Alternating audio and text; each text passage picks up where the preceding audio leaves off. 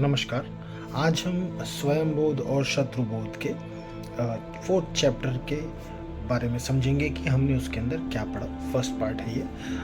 इसमें बताया जा रहा है कि सनातन धर्म ने ऐसी व्यवस्था बनाई जिसमें विविधता को बंधन नहीं उत्सव की तरह मनाया गया।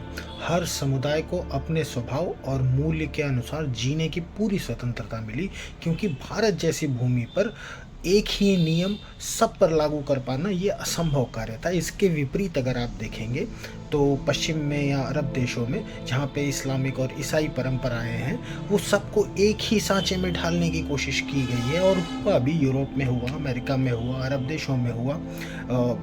पहले रिलीजन के नाम पर और फिर आज तकनीकी और उदारवाद के नाम पर होता है। अब भारत ने मनुष्य के स्वभाव को समझा था पहले ही। इस चीज़ के लिए लोगों के बारे में अनुभव हो गया था कि सैकड़ों मूल्यों को एक साथ मिलाकर एक मिलीजुली सभ्यता की रचना की गई थी, जिसके अंदर जैन, बौद्ध और बाकी सारे लोग, जो जितने भी संप्रदाय थे छोटे छोटे, वो सारे सुरक्षित रहते थे, क्योंकि यहाँ पर विविधता को सिर्फ संजोया नहीं गया, उसका आनंद मनाया गया था। जब इस्लामी आक्रमणकारियों ने यहाँ पर आतंक मचाया था, तो उन्होंने सारे ढांचे तोड़े और जो भी सारी चीज़ें की, उस समय पे यही छोटी छोटी जो समूह थे, सभ्यताएं थी, इन्हीं ने सनातन परंपरा को और भारत को जीवित रखा था। और यही हमारी विविधता की ताकत है।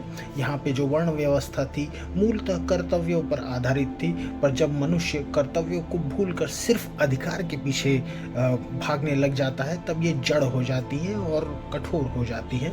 और भारत की शक्ति हमेशा ही